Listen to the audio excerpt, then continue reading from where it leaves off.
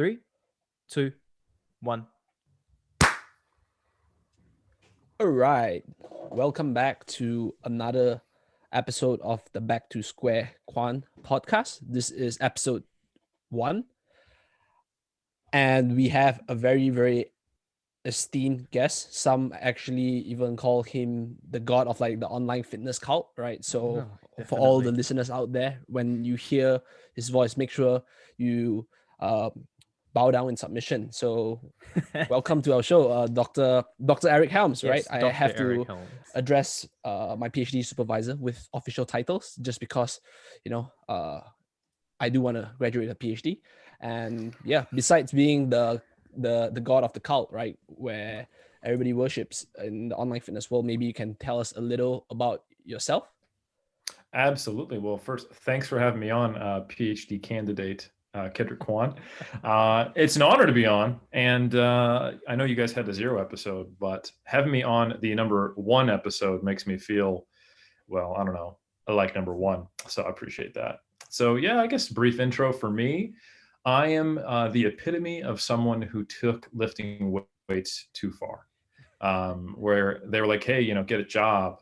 Hey, find meaning in life. Hey, go to school. And I said, can I just make lifting weights all of that? And they were like, hey, you really shouldn't. And I said, you know what? I got one basket. I got all the eggs. They're all going in there. So that's basically me. I just fell in love with lifting weights to the point where I decided to spray paint myself very dark colors and flex after starving myself, and also like you two gentlemen know, to try to kill myself under a barbell multiple times per year.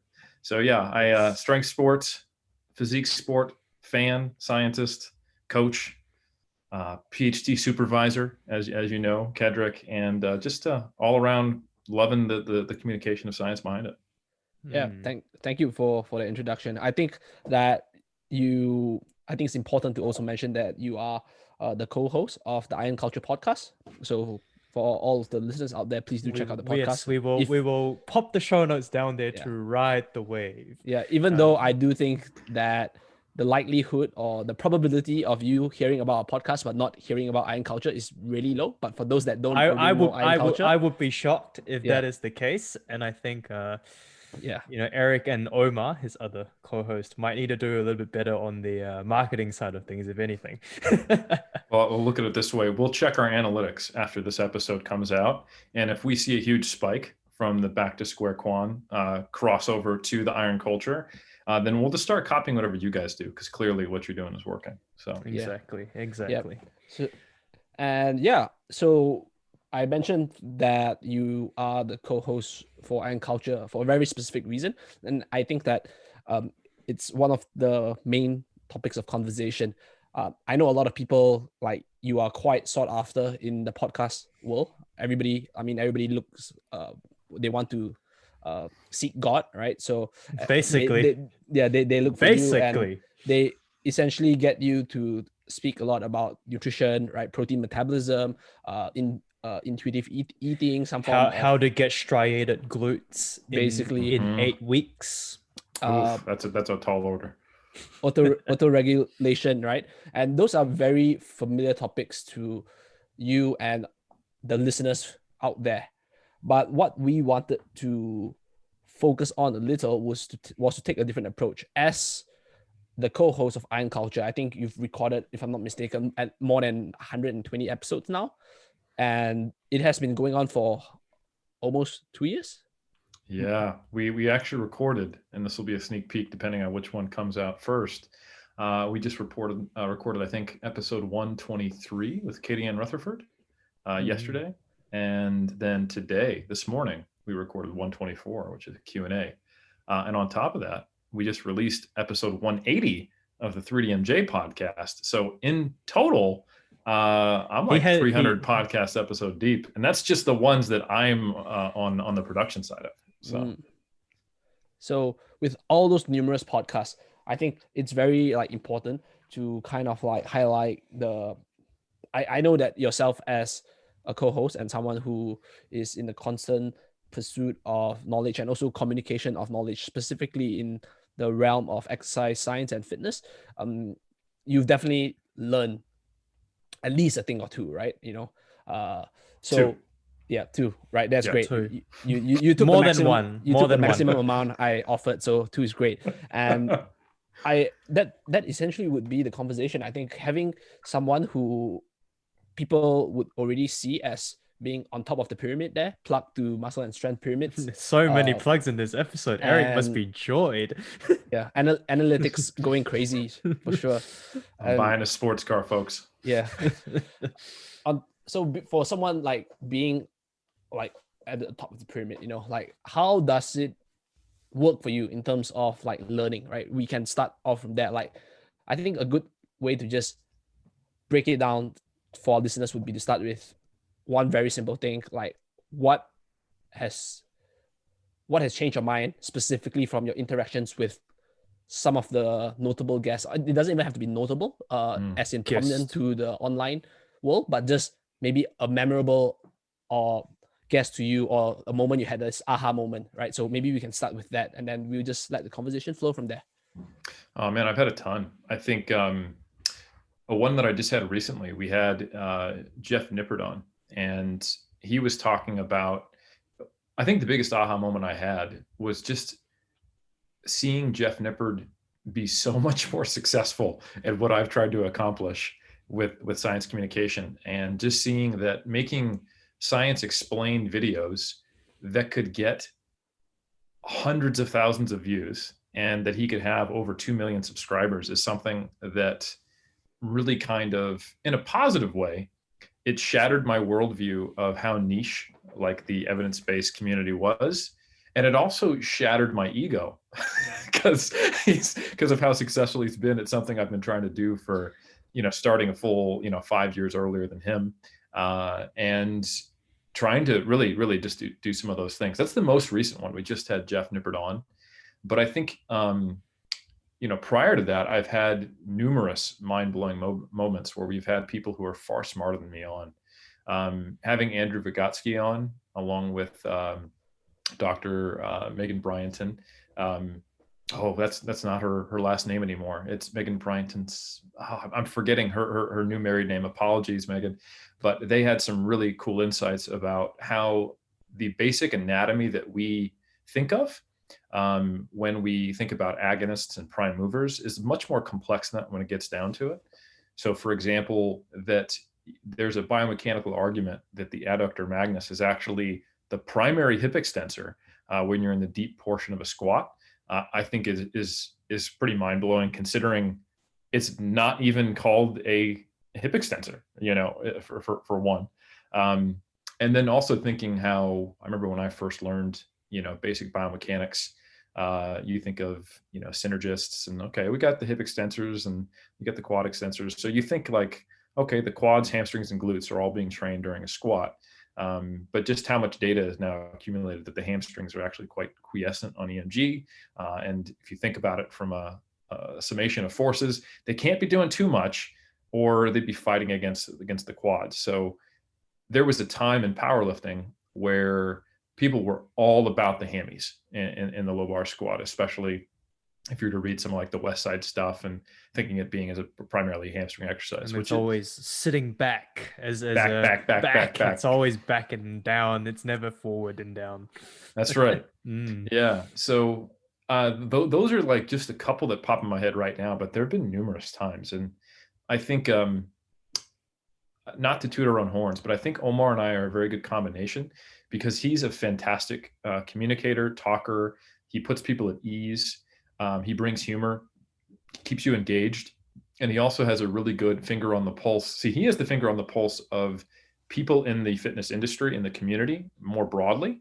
While I don't, I don't follow a lot of mainstream stuff in the fitness industry, but what I do have is a lot of network connections to people in the fitness industry, researchers, scientists. I've got a guy or I've got a gal for almost any topic in most cases who I know is at the top of their field or is very, very good. And I think that's produced some really cool episodes, that combination of Omar going, here's what we need to talk about, and me going, who would be good for that? So anyway, that's a little bit of a tangent, but those are just a couple of things I've learned from hosting podcasts. It is always a very interesting sort of dynamic, I suppose, being in your position, Dr. Eric for short. And it's just because that we obviously understand there's always going to be like this scientific background and scientific evidence to back things up, right? Like, as like kind of what you said, more EMG studies are coming out with the hamstrings. Great. But then on the flip side, we have fitness gurus that have been bodybuilding for the last 15 years, but have never really stepped foot in a lab, and all they have studied or learned is basically going through, as they would say, online courses to learn a little bit more. And, and I'm not here to kind of sit and disregard these people. I'm sure they, if you're listening and if you're one of those people, are doing a really damn good job, but they don't really have any, titles to their name, right? Like they to put it very bluntly, they haven't even been to like a university or college, depending on which country you're listening to this. So I guess being a science communicator yourself, how do you, and I know that you obviously post content for 3DMJ, your own social media, on Iron Culture. We've obviously got podcasts and guests coming on. How do you, or where do you sort of draw the line for yourself personally when it comes to sort of getting the message across to, in quotations, the general public? Because in many cases, the general public is always going to want to look at the flashy stuff, like the Ferraris and the abs, or, in the women's case, the bikinis and the ass. But we know that the truth sometimes isn't sexy. And, the EMG studies for most people is going to be very, very boring. They'll be like, what the fuck is this shit? Yeah. So where do you, or how do you sort of draw the line, especially when it comes to, producing content, not just for yourself, but when you're kind of talking for like Iron Culture, the 3DMJ podcast, and, being on other podcasts as well, I suppose?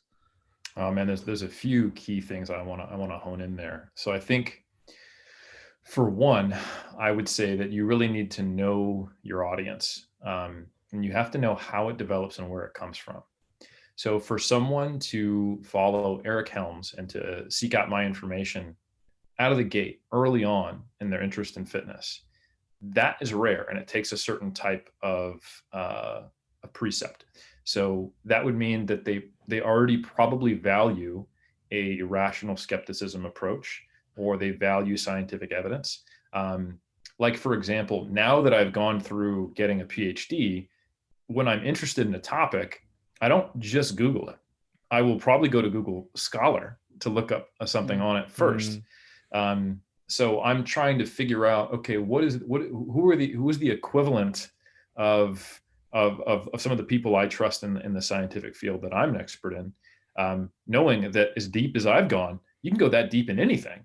And that, like, all of the kind of the surface level stuff we learn might be the equivalent of bro science. Like, so for example, my wife, before she became a zookeeper and then before she got into geology, she was a dog trainer, and she definitely followed like an evidence-based approach. And I came to learn that, like, Cesar Millan is basically like, rest in peace, like the Charles Poliquin of the dog training world, Yeah. So you know how everyone talks about like the alpha pack in like dogs, like, oh, you got to be the alpha.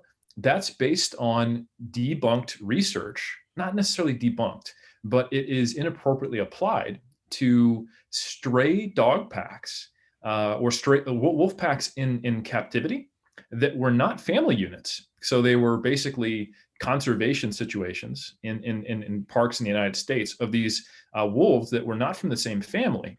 So they got together and formed these ad hoc packs. And in that artificial scenario, they have to find the alpha, and it turns into this whole like domination thing. But normal wolf packs in the wild are just families.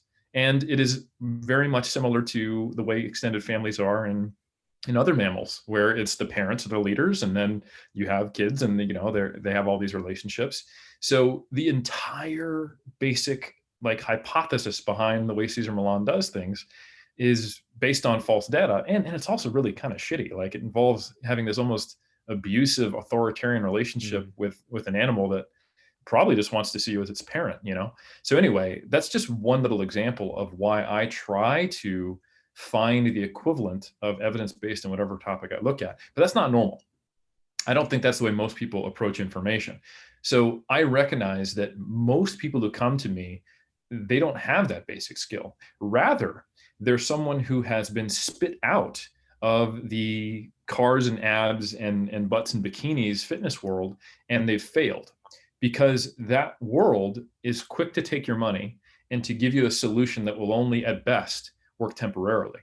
And then when those people want long-term results, they might pop around and try a bunch of different things. Like I went from the keto diet to the frutivore diet, and I tried, P90X and this and that, and all these things that may have worked for a limited period of time, but eventually they probably will either just quit or they will start to kind of reframe their whole worldview and go, okay, I need something that's legitimate. How do I know that it's legitimate?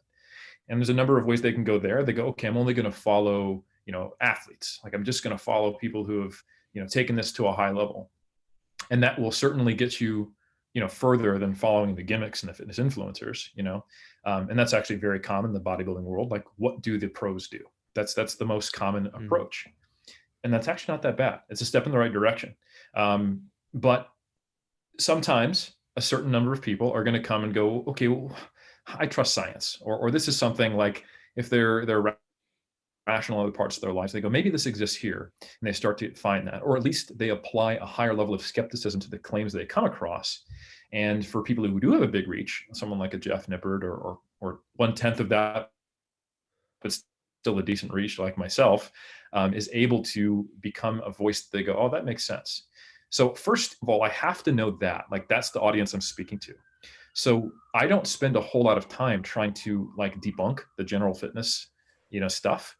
I think that era has come and passed. I think if you want to be an evidence-based person and you want to just play whack-a-mole, you're going to be, shouting into the void along with 1,000 other people who have a very small following. I'm at the point now where I accept that people who come to me are ready to hear solutions. They're ready to hear systems. They want to learn interesting things. And I think that is the perspective I take, because I know who's going to be listening. So to some degree, if you don't know that audience, you can be spending a lot of time producing content that really won't be that helpful at worst. Or at best, at worst, you just won't develop a following in the first place because you're speaking across your audience. So yeah. And then the other thread that you guys talked about that I want to follow is, education. And one thing that I've never wanted is to be the guy that you need a bachelor's degree to actually follow. Because I think and this is something I have definitely felt reinforced by that Jeff Nippard comment, that people do like science. Like, Carl Sagan back in the day, or your Neil deGrasse Tyson now, or Bill Nye, the science guy. These science communicators have millions of followers across the world because science is actually kind of cool. Learning how things work speaks to the natural curiosity in all of us. So I think that is a really cool approach you can take. And this is something I've learned to some degree from Greg Nuckols. Like, I used to be very utilitarian, and I wouldn't make a video or an article or do something unless I felt like I was solving a problem or giving someone the complete guide. And I wanted it to be done and finished, And I think something that Greg Nuckols is quite good at bringing across when he talks about it on podcasts or when he writes on his blog on Stronger by Science is you can tell he kind of loves the science behind it. And he'll go off on a little tangent and you'll learn about how muscle is multinucleated and how that's kind of cool and unique or something like that. And it won't be directly relevant, but it actually draws you in rather than kind of being this boring or intimidating or overwhelming element that makes it feel like, this isn't as intimidating as that shitty teacher I had in high school, who made me hate chemistry or something like that. So I think those are all things that I try to leverage. And I think that learning is something independent from education. So to take your question and tie it back to what you said, Kedrick, how do I learn? For the longest time, I learned through, I've been studying I've only stopped studying in 2017. And I started in like the early 2000s. So like I had 15 years of benefiting from a artificial structure, the education system of teaching me. And I was very fortunate that right towards the end of my PhD, Greg Nuckols reached out and said, hey, do you want to do this thing called mass? And I said, yeah. And I know this guy named Dr. Zerdos. And eventually we brought on Trexler. But I created another artificial structure of, all right, I'm going to be writing about a couple topics and doing a video on one every month. And then once we started Iron Culture in 2019, I've realized that I benefit from creating outlets for content creation, which forces me to keep learning. And that's something I learned that when I made the largest leaps and bounds in my knowledge was when I was teaching at a personal training college in 2011, at the same time as I was studying for my first master's, at the same time as I was a 3DMJ coach, at the same time as I was still doing a little bit of in-person training. So I got to learn theory, teach theory, and then actually implement it in practice and get questions from people. And the teaching element was so huge because a lot of the times we think we know what we know through rote memorization. And that's what's unfortunately ingrained as undergraduates in the traditional model of learning. But truly, people learn from playing with knowledge, seeing it from different sides, and trying to see how it connects to things.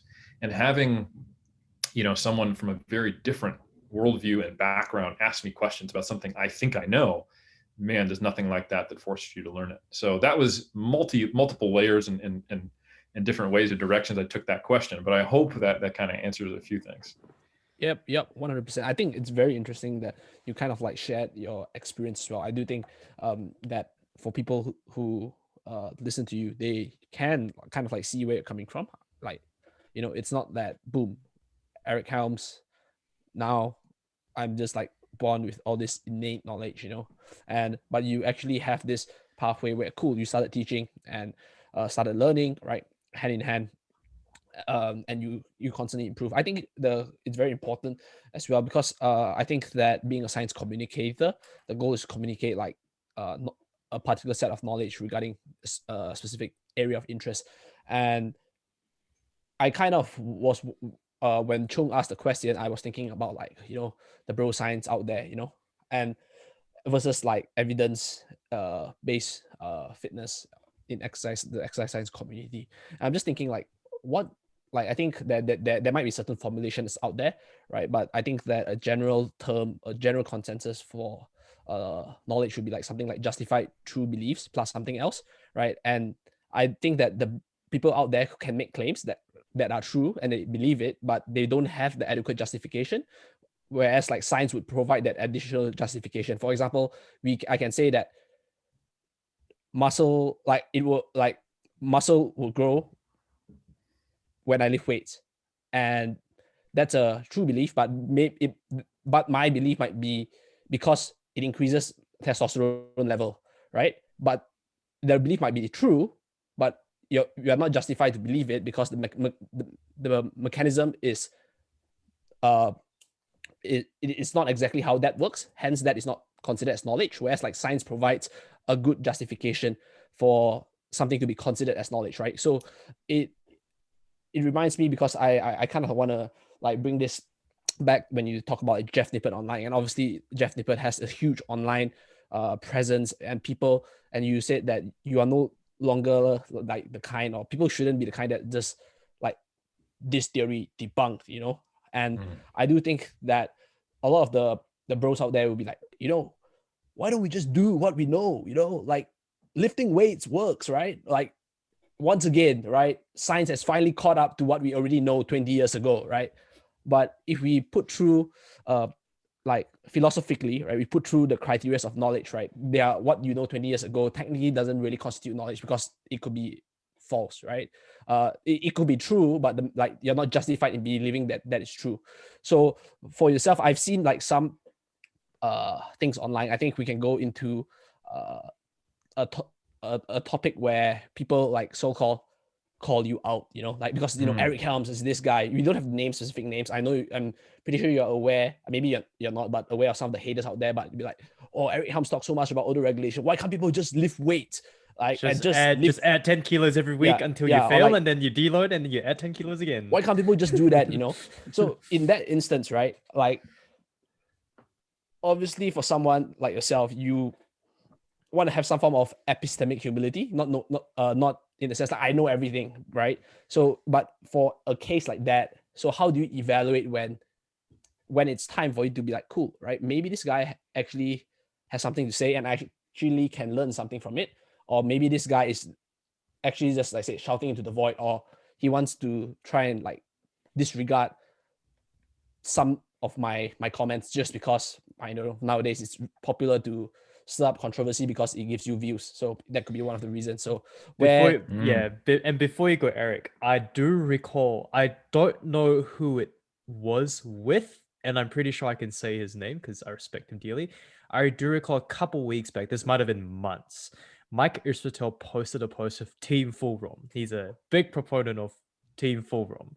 And I can't remember, was it you, someone else he sort of tagged into it, might be Brad Trophy, I can't remember who, and they started not an argument per se, but it was a very good discussion. And it's one of those really good discussions on Instagram. I was like, I actually want to like keep reading just for the sake of the discussion portion. So yeah, that's probably one example that came to mind.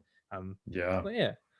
No, that's actually, it's a perfect segue to what I was going to describe. And I'm glad you said that, Chung, because like, I'll be honest, I don't pay any attention to a random YouTuber who takes a shot at me.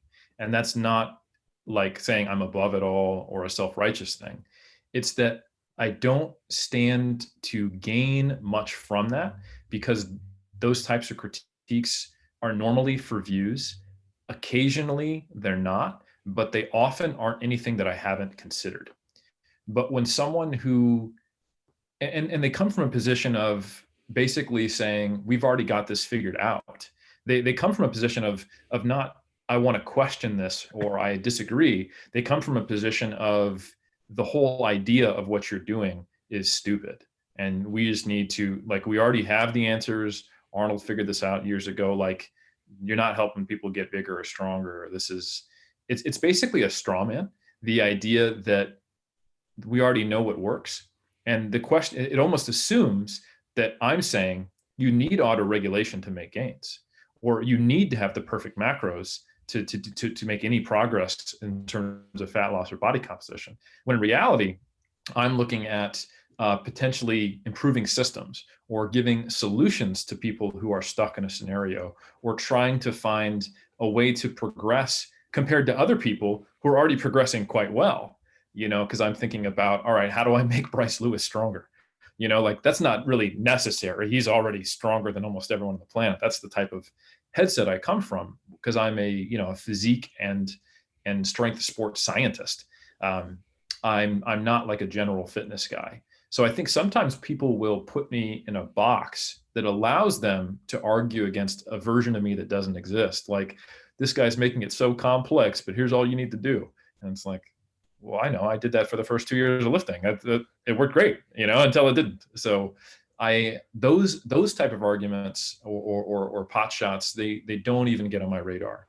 And I purposely don't spend energy on it because it's an opportunity cost that I'm not willing to pay. However, when someone like Mike Israel or someone else who is actively thinking about this stuff and is trying to find answers, and I will engage, and there's been many times I've engaged with Mike Israel. He's a great example. Like we've talked about, I can think about times we've talked about, and specifically had editors letters to the editor back and forth around nuances of progressing volume within mesocycles. Like, it's some esoteric shit.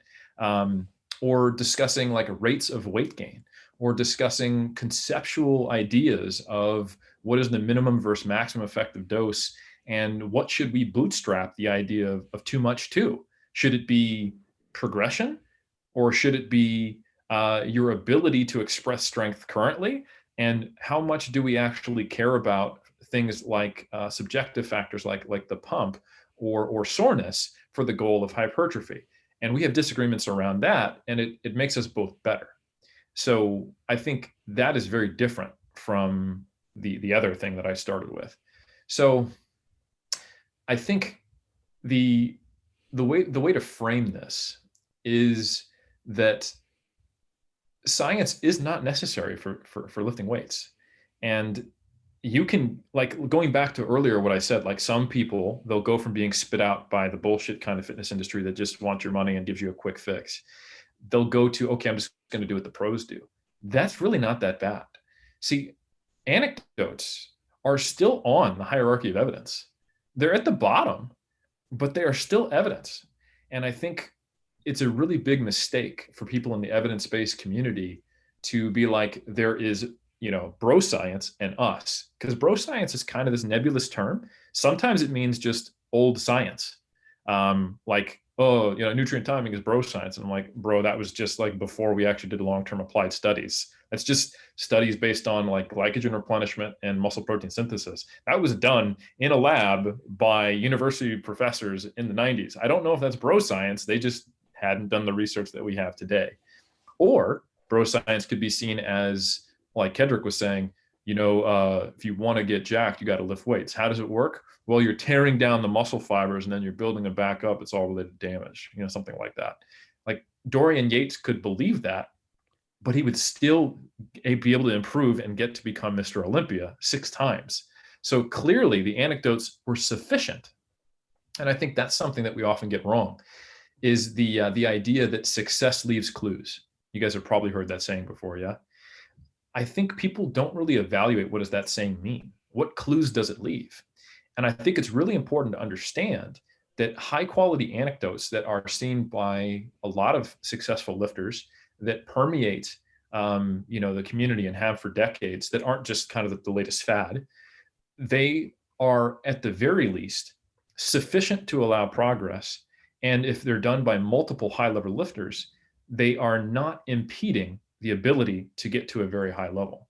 So if you were to emulate what is the common wisdom in the right circles with the skeptical eye, you could probably get very far, and many do in lifting, following what other champions have done, listening to people who have done this through trial and error. And this just basically means having good pattern recognition.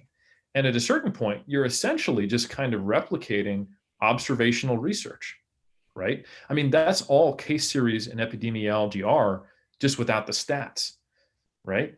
So when we do surveys, which Kedrick, you've got one in review right now. It's going to be peer reviewed. It'll be #science. It'll be in PubMed, Science. right? That is really just a way of quantifying anecdotes. That's all observational data is. And you can do some really badass quantification. Don't get me wrong. Like nutritional epidemiology. Okay, we're going to control for the effect of smoking and obesity, and we're going to look just specifically at how many strawberries you eat, and we're going to control for like age, and then where you were born, and then the last 2 years of cardiovascular events, and then we'll get some really high quality correlations. But correlations are always limited. So kind of going back to what you said, Kedrick, the justification is key. Like we pray to the sun god Ra every morning, and every morning the sun comes up. And we've been doing this for thousands of years. So therefore, praying to the sun god Ra means that the sun's going to come up at 6 a.m. You are correct. The sun will come up at 6 a.m. The rest is not justified. But there is a correlation there, probably a perfect correlation. If you pray every morning the sun's going to come up. So that's just an example of how anecdotes can be sufficient, but they might be limited in what they can do. So it really does require experimentation to push the field forward. That it has to be something different than what's done to figure out if we can do something different or achieve a higher level. And sometimes it will be worse. Sometimes it'll produce no results. But the idea that we have learned all there is to know, or any different combinations and all the different permutations that exist in the interaction between the iron game and human physiology and psychology, is so arrogant that I can't even relate to it. But I do understand the motivation of some of the people who get annoyed with some of my content. If they do think that I'm saying, hey, you know what everyone needs to do? Just learn complex physiology and auto-regulate, rather than understanding these are strategies that I promote specifically for physique and sports science, not, hey, you want to start lifting weights. Because I think, yeah, if you want to start lifting weights, find someone who you enjoy training with, who lifts weights, and just train with them for a couple of years. Like that was what I did, and it was great. And I didn't need to do anything more than that. A hefty dose of motivation and not do anything that is bad will get you quite far. And after that, you can decide which way to go. So I, to some degree, nod and understand when people are like, these guys are just overcomplicating shit. And I'm like, yeah, like if that's the way you see it, like if you think everyone thinks that to even start training, they need to start watching Jeff Nippard videos and read my books, then I'd be infuriated too. I don't think we're saying that. And I don't think that's the audience that even comes to us. I think it's a straw man argument. And maybe it just comes out of frustration that some guy, some nerd like Jeff Nippard has 2 million followers while you're trying to do all the natty or not call out videos and yelling and all the fancy editing, and you have a better physique and you only have 700,000 followers. But hey, I think people are interested in science, and that's something that I've become very optimistic about lately. Yeah, 100%. And we always kind of look at, like you said, Eric, I think you kind of hit the nail. Like, if people are interested in what science communicators do, like yourself, Jeff Nippard, Mike Israetel, they will follow them. And it's funny because I see a lot of these sort of comments on Instagram and even on YouTube when I sort of watch some of your videos or Mike's videos. And it's like, oh, like they're just overcomplicating shit. And we just need to, basically what he's saying is do step 1, step 2, step 3. Like, he doesn't need to make a 3-hour video. But then there are going to be another subgroup of people, like, at least myself, who has not been in university for a while, and obviously Kedrick is still there, but I still firmly believe that if I'm going to be doing something, I don't just want to know why it works. I don't just want to know, like, oh, if I add 5 kilos, my RP is going to go up. I kind of want to understand as well, like, why that actually happens, like kind of the whole reasoning behind it. And I think it is very important to note, like, for the listeners out there, if you are listening to this and if you are kind of coming to this episode thinking, I want those quick fixes, or I want like the quick summary. The quick summary is basically just to, if you want to know more, #science. But if you don't really want to know more, you can, technically speaking, #bro-science and anecdotes and still make something out of it. And there's nothing wrong with that. Because, like you said, Eric, like, if the bros are doing it and they're making gains, surely they're doing something right. Yep. But some of us are bros, but are also kind of nerds. And we kind of want to mix both of them together. So for our listeners out there who kind of view Eric really as this sort of great science communicator, and things that Eric is sitting in his chair as he's now typing away at a Microsoft document and editing infographics on Canva, which he might do, pardon you. Mostly the Word doc. or MS. Mostly just the Word doc. But most or the Word doc. I'm also like, I think people will be curious to know, aside from creating content, like you said, like putting things on a Word doc, which is always awesome, what else do you do? No, I wasn't kidding about all my eggs being in one basket, mate. Yeah. There's not a whole lot else, but I think I'm the type of person who has a diversity of interests in only things that I'm obsessed about, which almost seems like a bit of an oxymoron. But like, if you look at it, like, yeah, you could say I have like training ADHD, but it's all within the realm of lifting stuff, right? I've competed in strongman, weightlifting, powerlifting, and bodybuilding. But people have asked me, like, what's next, CrossFit? And I'm like, nope, I ain't running a 5K. Like, what are you talking about? I'm not going to get on a rower, And then I think people are like, oh, does he do nutrition or training? Like, he's kind of like all over the whole fitness realm. And I'm like, I know it seems like I'm a general fitness communicator. Like, for example, I will often get emails from more lay press, like a writer for Men's Health. I've been regularly contacted by them, and I give them a quote for their article, or give them a book review or something like that. And they struggle a little bit to figure out what my specialty is, because they can't put me in a nice little box. Yeah, like Eric Helms, the something. Yeah, like, so depending on who you talk to in the lay press, I might be a protein researcher, or I might be an exercise, like a periodization guy, that type of thing. And the reality is that I know exactly what my definition is. It's just weird for others. I'm a sports scientist for physique and strength sports, which requires me to know about a fairly broad range from nutrition to training, but in a very niche way, like if you were to ask me about nutrition for endurance sport, I don't know. It's more is basically the limit of my knowledge. Like probably eat a lot of carbs, and if you were to ask me about nutritional epidemiology or stuff I was talking about earlier, like I've read the papers, but never done anything like that. And if you were to ask me more complex exercise physiology, if you get outside of the applied realm, I understand the concepts sufficient to understand the applied aspects of them, but I am not the guy who remembers the molecular weight of Titan off the top of my head.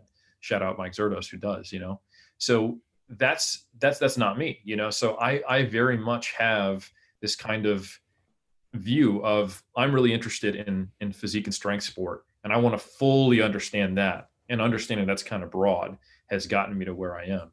So what do I do? Getting back to your question, I do everything related to that. So, I spend a fair amount of time with my students like Kedrick and at AUT trying to make an impact on, paying it forward and mentoring the next generation.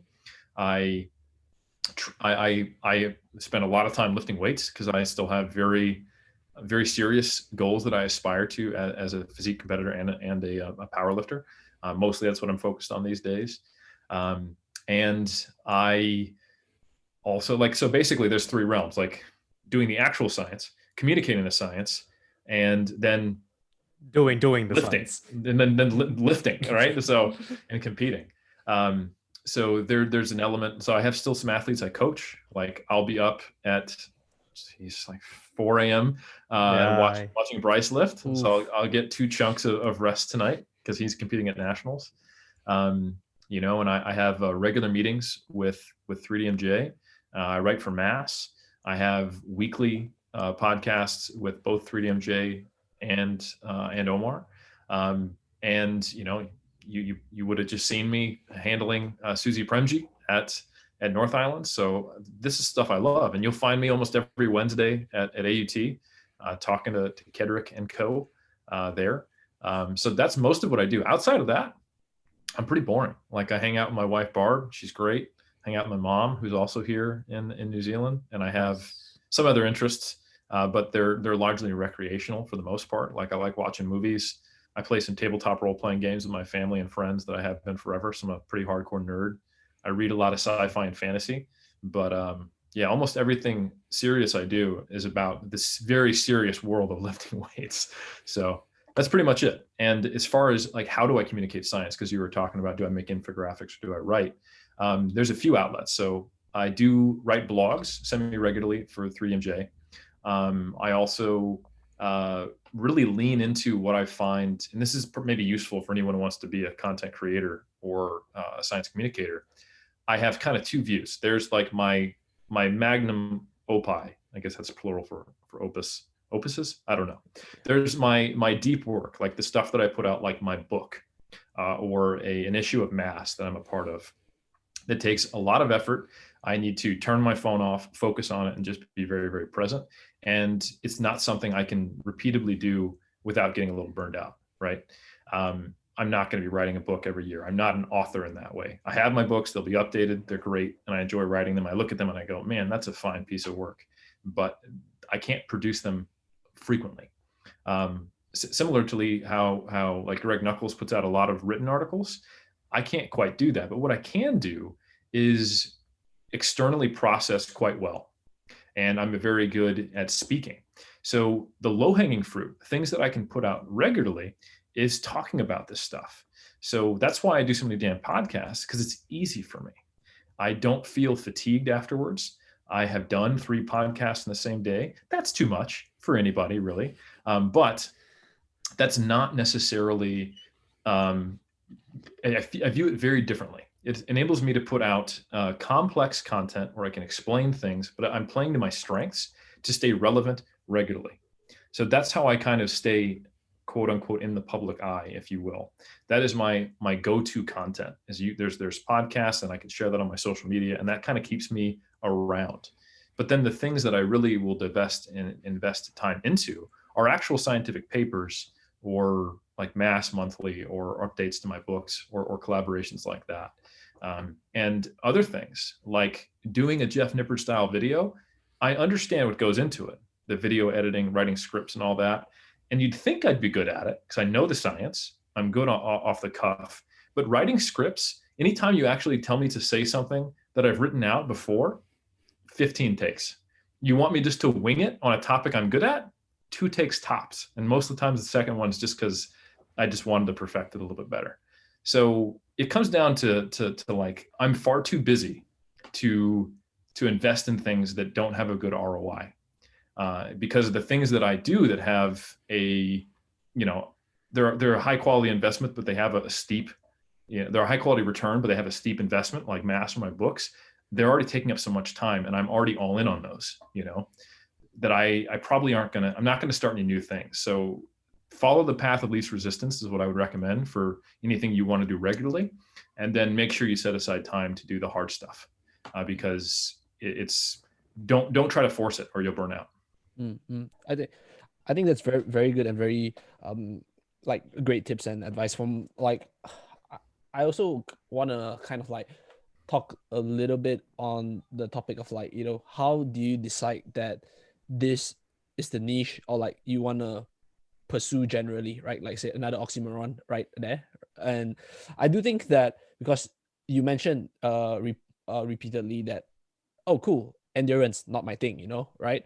And I mean, if we look at, I think like Adam Smith wrote like The Wealth of Nations, like specialization is key. Like I think the start of the book he quote an example of like making a needle or something like that, where if somebody makes specific parts at the end of it, you actually get it quicker, right? And I think that works really well in efficiency. But I think in today's world, I think David Epstein wrote a book called Range, saying that how generalists like are successful in a specialized world. I do think that there is that fine balance, because from what I'm hearing, you sound like you are specialized in a certain general field, So how did you decide that this, you talk about the path of this resistance first, but I'm pretty sure you are not an advocate of doing only the things that are always easy, right? So, Yep. but to also, because you mentioned after that you also have to do the hard things. For example, like I don't like I like exercise science and I dislike stats, but I know like stats is quite necessary. So yeah, most of the time I'll do my exercise science like data collection, and then once in a while I have my stats when I have to write the paper. Obviously I have help to do that as well. So but I think people would need to be like sufficiently interested or passionate about a certain topic to kind of like withstand the larger resistance and not only head towards the path of this resistance all the time, or not just least resistance, but no resistance, right? What made you decide that this path right now is worth the obstacles when the obstacles may arise? Sounds so like life coachy. So Eric, tell us how do you find your passion in life, Eric? Like what's the secret? Yeah, man. Well, I think Kedrick, you actually answered your question a little bit there, where you said you'll have to have the passion to do it. And I think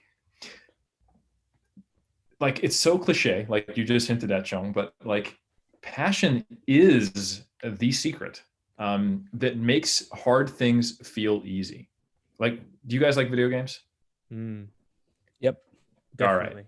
So I do too, and I always have, and they are something that I have to be very careful with because I enjoy them a lot, which means I can put a whole lot of time developing completely unnecessary skill outside of the game. So I remember back when I was still in the Air Force, before I started lifting, I was trying to beat Halo on Legendary with just a pistol or something like that. Oh God. It was stupid. It was stupid. Why? And yeah, it was crazy.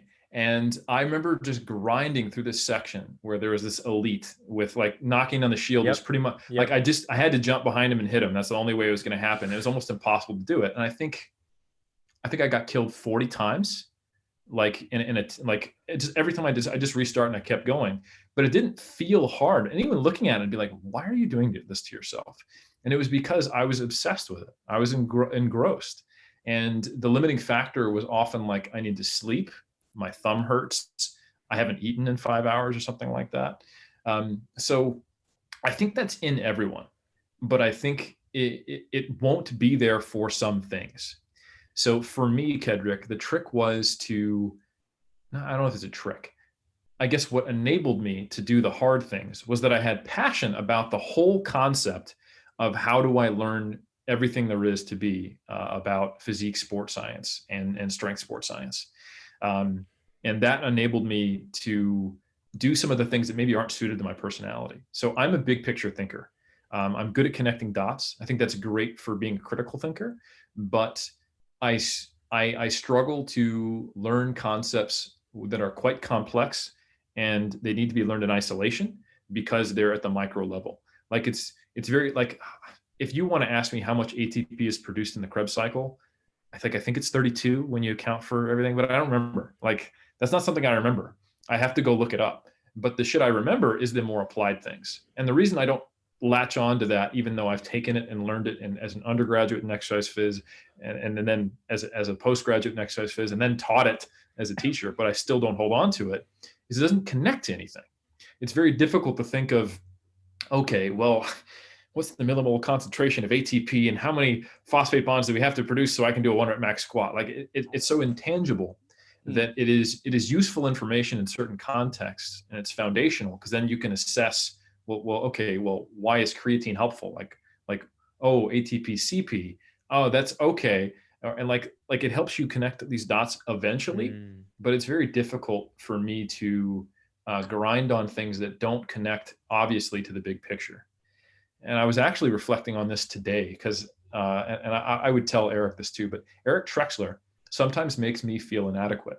And I think it's a grass is greener type of thing because he has skills in areas that I don't. So it highlights my deficiencies. So for example, he is amazing at stats. He is also very, very good with physiology. So when I am reviewing a paper and I don't catch a statistical error, or I miss, a group interaction versus a time interaction, or misrepresent it, or they miscalculate an effect size, or something like that, he'll catch it and I feel dumb. Or if I'm trying to speculate on the mechanism for why the supplement worked, and I'll go down a rabbit hole and I do okay. And then he's like, well, no, that half-life's only 2 seconds. And I'm like, how do you remember that? So it makes me feel like I'm a fraud. But then I come to remember, and when I talk to Eric about this, it's like there are skills I have that he doesn't, and there's an opportunity cost. And it probably has to do with differences in our personality. Like he'll tell stories of how he and some of his mates in university were having contests about what they could do with R. R is a programming language that you can run stats packages through, and you can do a bunch of crazy stuff with R. And I think he decided that his friend was better at him when he managed to call his cell phone from R on his computer. And he was like, all right, you win. And I'm thinking like, okay, that's what you were doing for fun. I was reading papers on protein. Like I remember I was reading like systematic reviews and like bigger picture things. And then I was thinking about like I was playing around in Excel spreadsheets, creating a program around the same time that I called Helms Co. It was a joke of like Chico, right? And I was creating all like playing with different daily undulating programs. So I think my personality probably led more to the applied translational stuff, big picture things.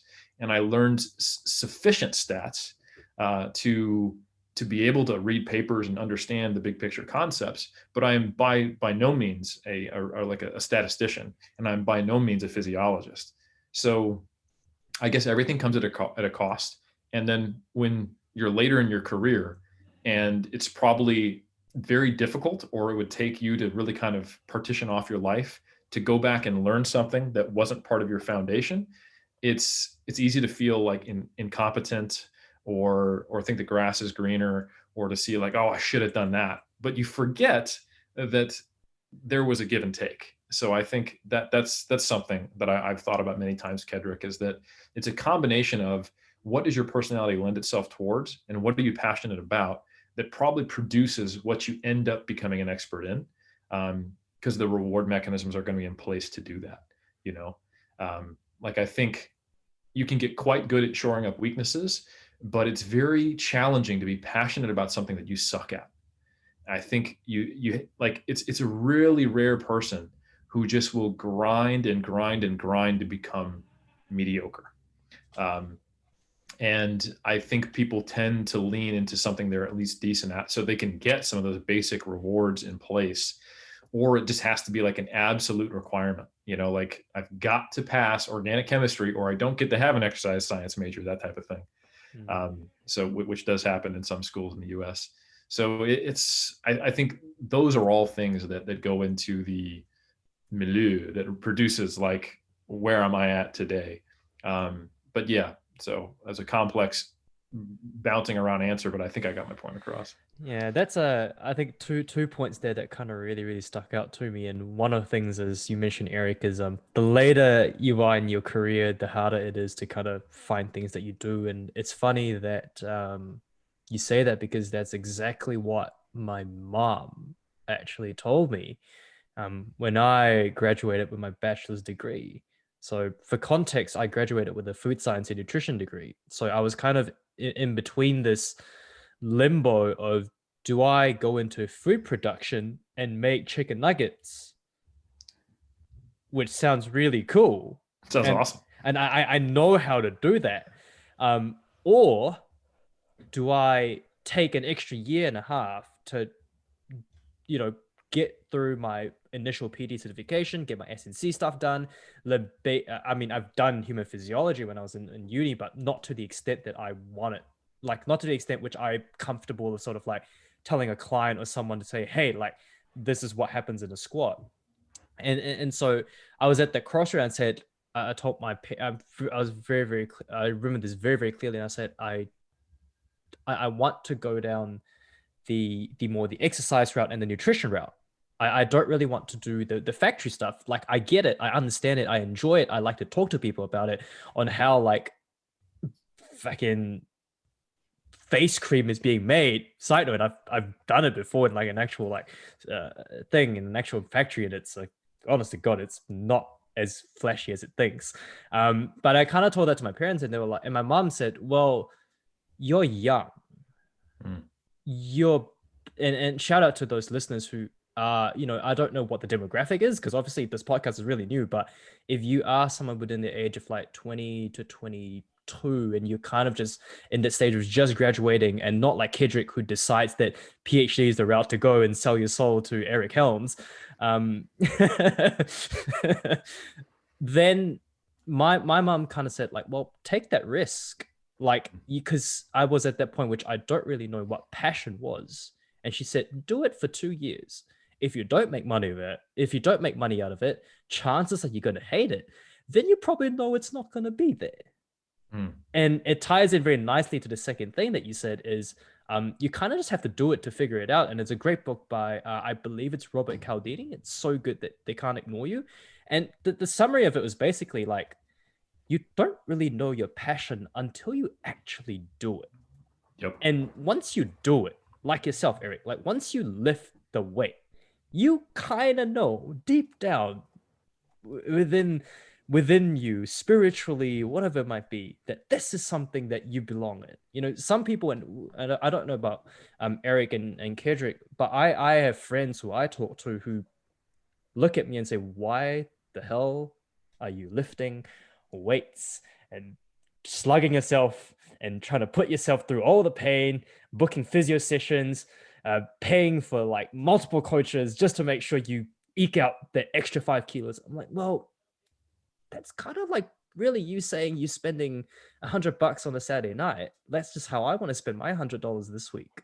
Like, Yep. I'm cool with that, because that's something that I like. And I think for those who are listening out there, and if you're having this identity crisis of, I don't know what passion is, or I don't really know which kind of rabbit hole I want to go down, the sooner you kind of just take the plunge and just try it, you will probably know whether it's right for you. And if it's not, and like as Eric said, especially if you're not older or more mature into your career, you still have that opportunity to kind of say, okay, I'm just going to do a 180, start a new degree, which a lot of people do, by the way, and go down another rabbit hole until you find something that you like. So, yeah. Yeah. just a quick correction. Don't mean to call you out, but So Good You Can't Ignore is by Cal Newport. I think. Yes, Cal Newport. So sorry. I don't mean to sound Yes, like Cal Newport. a Yes. nerd, but yeah, Robert Cialdini Robert wrote Cialdini wrote Influence. yes, Influence. There Yeah. you go. So Same. yeah. Yeah. Uh, Cal Newport. but Apologies, Robert, if you somehow you're I listening to this.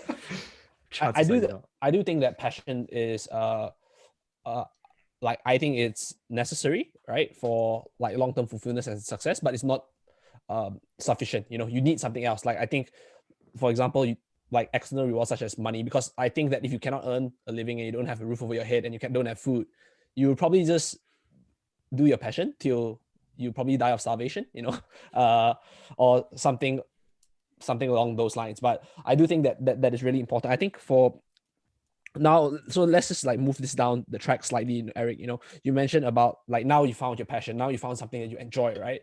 But I also noticed just now in the conversation you mentioned a lot about like how your obsessive halo behaviors of smacking someone with the pistol, and I completely get that because I was playing this game called The Last of Us, right?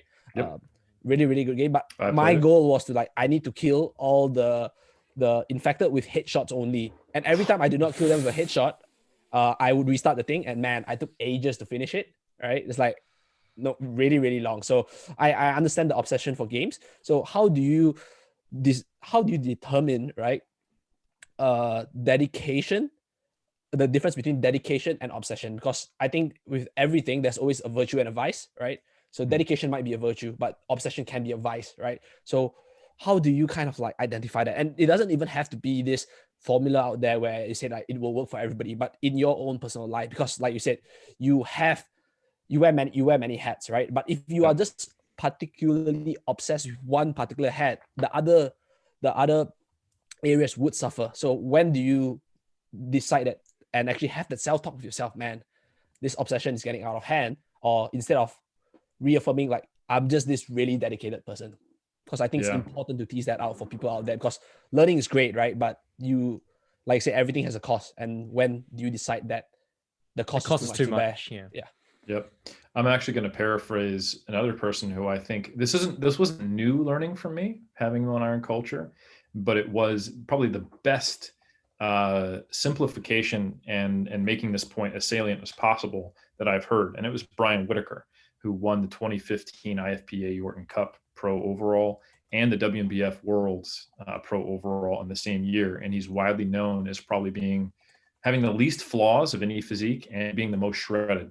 But still not having any like just crazy muscle bellies or talents. Like Brian Whitaker is there are no world champions of natural bodybuilding who aren't genetically gifted, but there are many people I think who got probably dealt a better talent card. But he is someone who just exudes doing everything in his power to maximize what he has, and that actually put him on top. And to hear this from him, really, I just love to hear it. And he said that it's not about optimization, but about optimizing within the constraints of your life. So he described how bodybuilding is actually fourth in his life, if I recall correctly, behind his spirituality, his family, and his career. For those who don't know, he's actually a tenured professor of economics.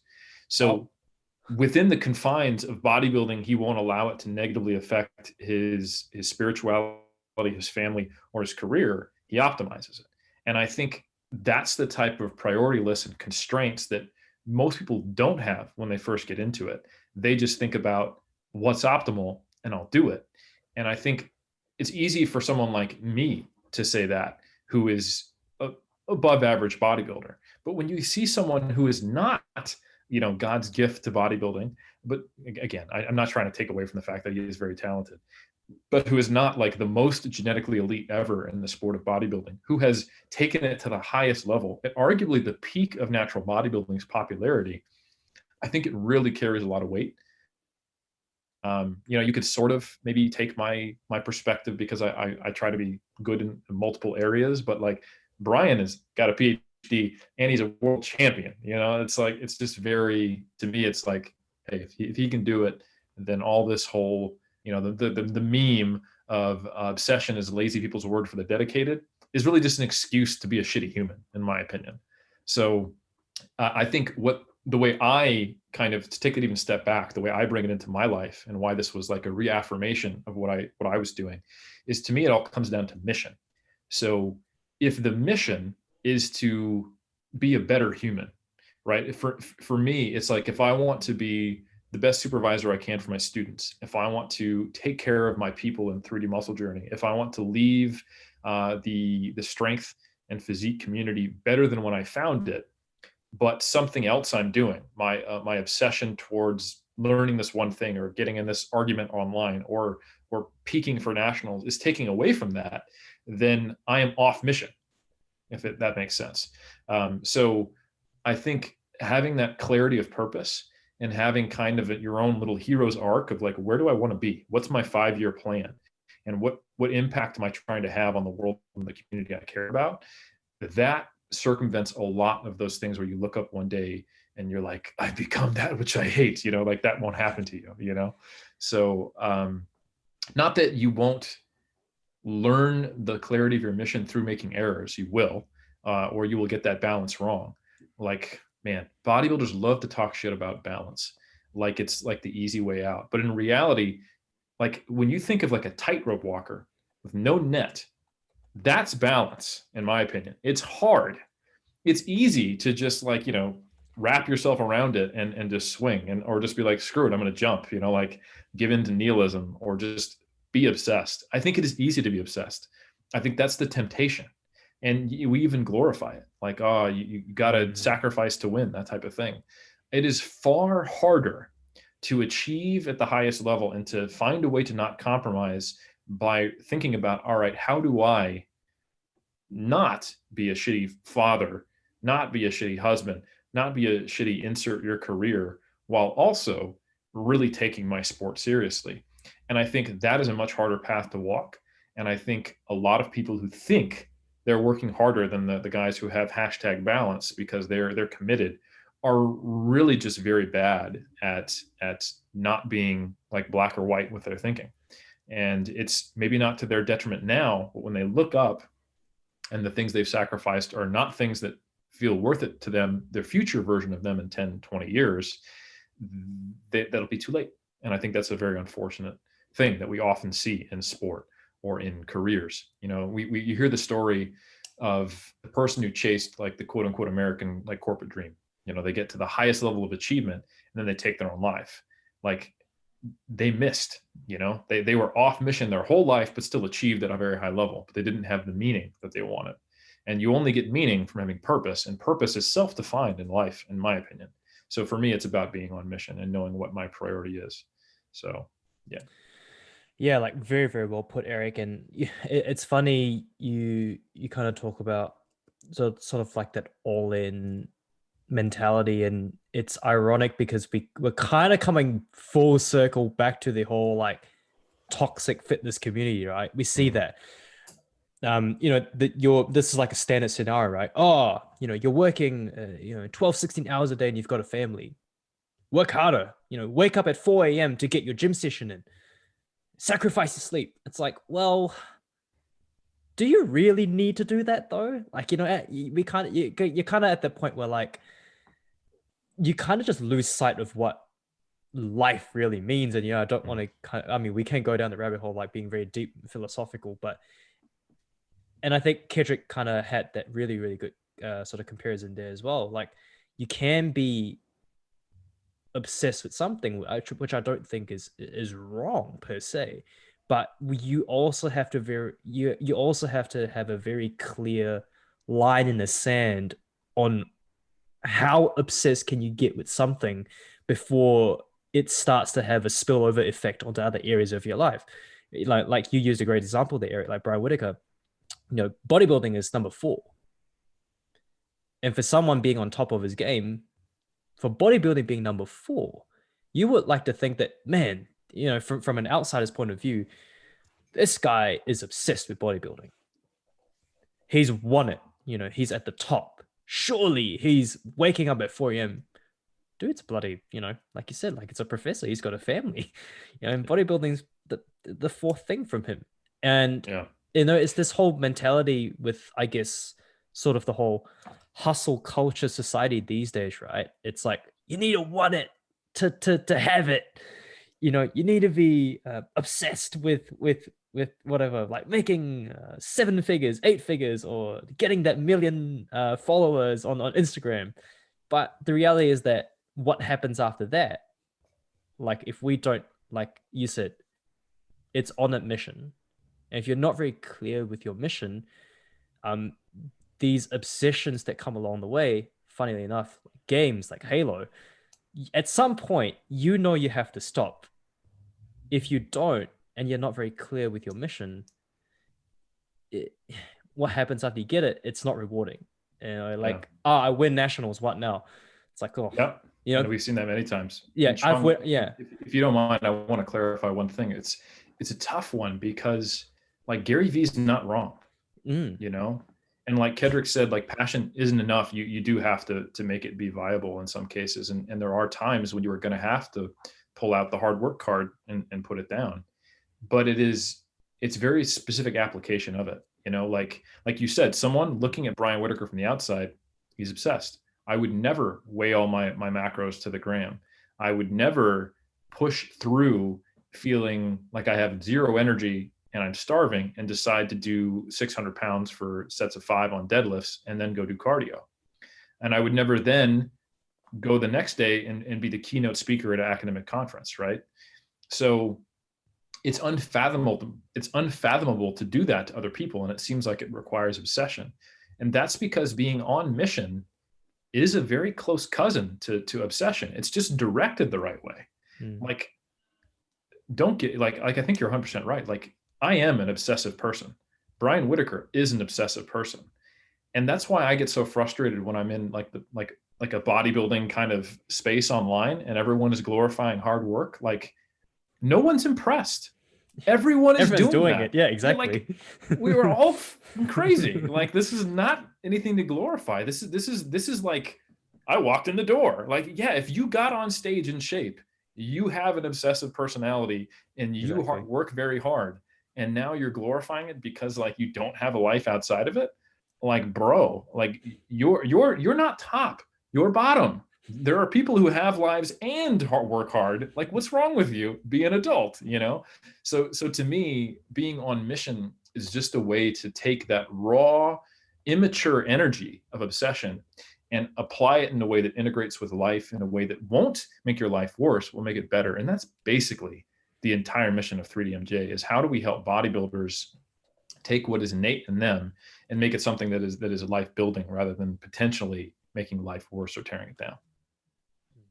100%. I think a very interesting thought that I kind of like formulate like this was thinking in my head when you were talking is that, you know, sure there's hard work, right? There's hard work, you know, on stage, but sometimes you just do it so often that the hard work is no longer hard. It's easy, but what is hard work now is actually finding balance, you know? So you see, like, after you do it so much, it's not hard work anymore. It's just day in, day out, right? It's easy now because I'm in the groove. But what is hard now is to find balance. Then you need to do that hard work now, you know, right?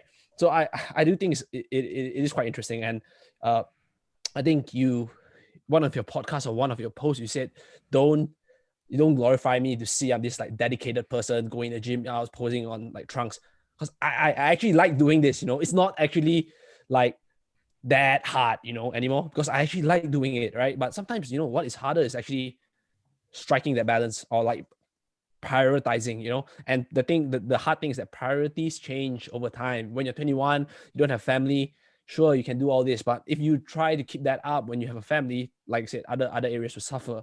So I do think this would be a very good place to close. And, you know, I think that we always do this question with all our guests, and we talk a lot about learning today, and a lot of it is like hold on, aren't I your first guest? Oh yeah, we will do it with all our we will do it with all our guests. I love it. Damn it, Kendrick. We let it slip. Yeah, we will do we ask this question, we will ask this question to all our guests. All our future guests. Yeah, all our future guests. Veteran podcasters here. With every single guest we have, we ask this question. We will edit this in post. I don't know if this will make it through. You better keep this in. Yeah.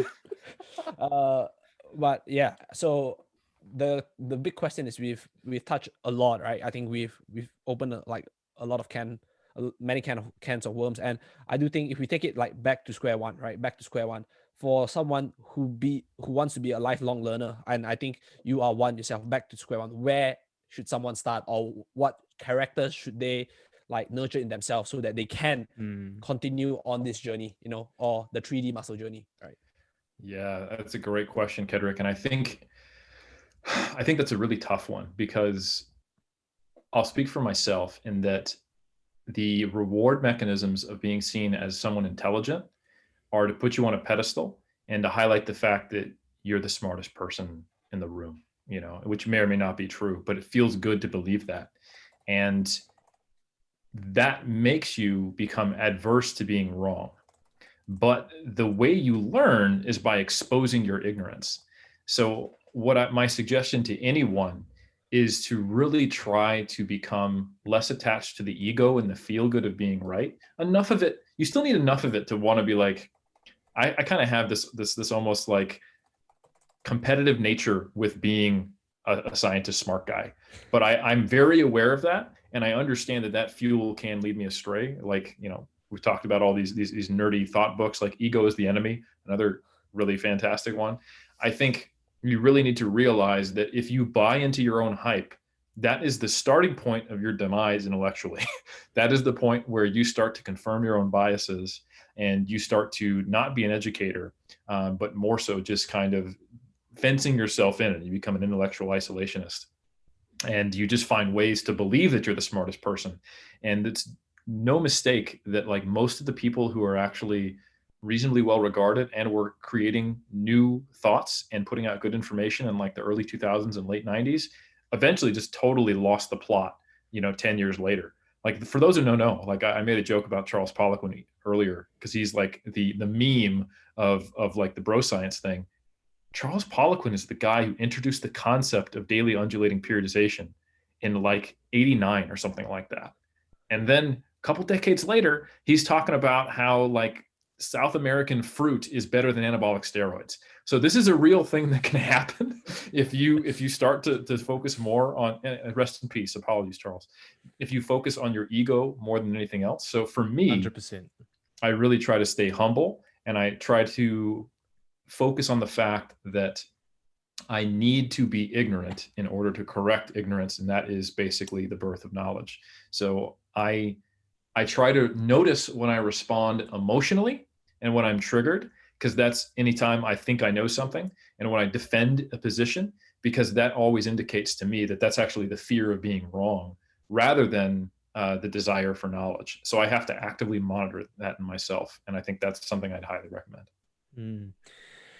Great stuff, Eric. And that sounds like a very stoic answer to what can you do if you want to take it back to square one. So to kind of wrap it all up, Eric, where can people find you? What are some good coaching? If you're still taking coaching clients, how can people find you on social media? You've mentioned a lot of companies that you're involved as well. Yeah, fire away. Absolutely. Thank you. I really appreciate the opportunity. Yeah. The best one-stop shop is 3dmusclejourney.com. That is the number 3, the letter D, then musclejourney.com. While I don't take on clients myself anymore, I am the chief scientific advisor for 3D Muscle Journey, where we coach primarily drug-free bodybuilders and powerlifters, but also people who are non-competitors as well, if they have recreational interests that align with that. And then from there, you can find links to my books, The Muscle and Strength Pyramids. You can find links to MASS, Monthly Applications in Strength Sport, where we go over all the research that's relevant that's come out in the last month. That's with myself, Greg Knuckles, and doctors Trexler and Zerdos. And then outside of that, the other 2 places you can find me more regularly would be weekly on Iron Culture with Omar Isuf, which we mentioned earlier. And then if you want to follow me on Instagram to kind of see me constantly link out to the stuff I just told you, you can follow me at Helms 3DMJ. All right. Thank you, Eric, for all your words of wisdom and advice. So, for all of the listeners out there, thank you for listening, and feel free to share this on YouTube, Spotify, iTunes. Give us a 5-star rating, and yeah, we'll catch you back on episode 3, which is also going to be our second guest. So Yes, yeah, second thank you for guest. listening.